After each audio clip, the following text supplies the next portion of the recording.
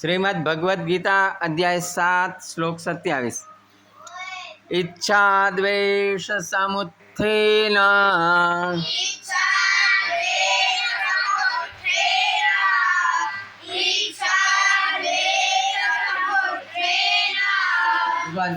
द्वन्द्वमोहेन भारत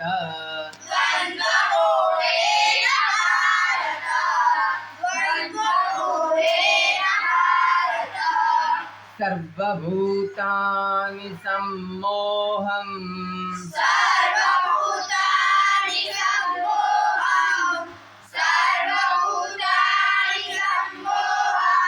सर्गे यान्ति परन्तप।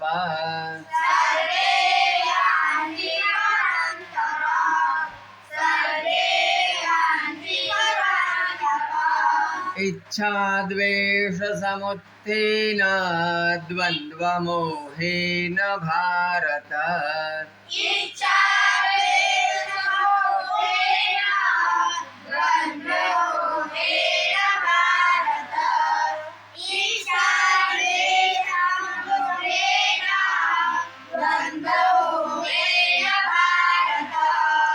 सर्वभूतानि सम्मोहं सर्गे यान्ति परन्तप।